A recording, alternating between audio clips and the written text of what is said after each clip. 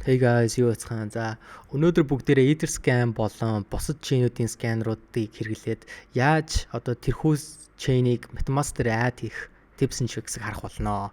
Яагаад гэвэл ер нь бол яг одоо шинэ chain дээр ажиллаж байгаа юм бол ялангуяа EVM chain дээр ажиллаж байгаа юм бол одоо тэр chain-ыг яаж Metamask дээр add хийх нь амар чухал task. Тэгээд бас бүгдээрээ энэ tips and tricks мэдчих юм бол тэр одоо process-ыг амар хөнгөлөж чадна гэж би бодож байна. За юу ч гэсэн хамаагүй Etherscan байгаа тий. За Etherscan дээр бол ер нь бол яг add to Metamask тийм button бол байхгүй. Ягаад гэх юм бол Metamask чинь өөрөө одоо ингэ суухтаа бидэнд ингэ юу ирчдэг байхгүй. За тэгэхээр би энэ testnet-тэй яаж гаргаж ирэх хараад байгаа юм. Бидэнтэй хамт одоо testnet-үүд нь болон өөр ингэсэн mainnet нь хамт ирчдэг байхгүй. Тэгэхээр бүгдээр одоо нэг өөр одоо Phantom Scan ч юм уу, Polygon ч юм уу, Optimism, Binance, Aurora ийм chain-ууд одоо ялангуяа EVM comparable chain-ууд chain-уудын сканерууд хаана нь одоо тэр нөгөө add to Metamask button байдаг юм бэ харъя. Phantom Scan болон ийм chain-уудын бүгднгийнх нь ер нь бол food risk дээр нь байж тээ. Одоо энэ агаз add Phantom network гэдэг ийм button ичдэг. Хэрвээ та нар энийгээ дарах юм бол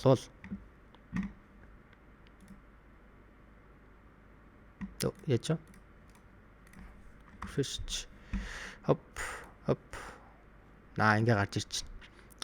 Нара allow this site to add a network approve.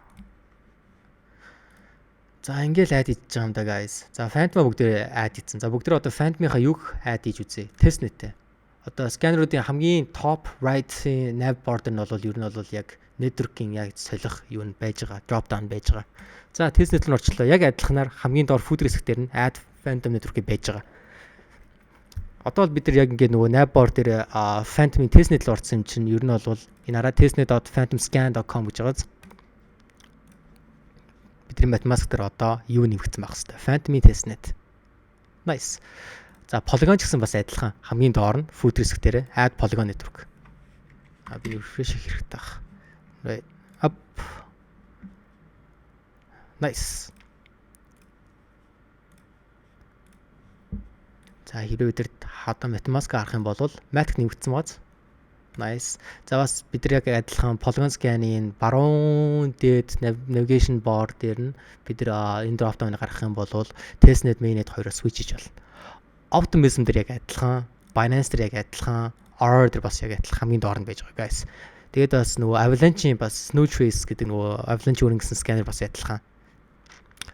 Тэгэхээр та нараас гайхчихж магадгүй. Ялангуяа Solana scan ч юм уу, Near scan гэдэргээд өөр chain-уудын сканер байгаа шүү дээ. Etherscan сканерд одоо бас нөгөө Terra-гийн сканер байгаа шүү дээ. Etherscan дээр ягаад доор нь ингээд add to Metamask гэдэг button байдаг юм бэ гэж гайхчихж магадгүй. Ягаад вэ гэх юм бол Solana болон Near чинь яг нөгөө EVM comparable блокчейн биш аахгүй юу? Арай өөр төрлийн блокчейнүүд. Тийм болохоор юу байдгүй add to Metamask button байдгүй. Бас энэ chain-ууд өөрсдөө гэсэн wallet-тэй. Тэгээд бас энэ chain-ууд нь ер нь бол Metamask comparable биш. Энэ chain-уудыг Metamask дээр бид нэх боломжгүй одоогийн байдлаар. Тийм болохоор Metamask чинь өөрөө ингээд нөө юу байгаа байхгүй. Одоо юг дэмждэг. EVM comparable chain-уудыг дэмждэг.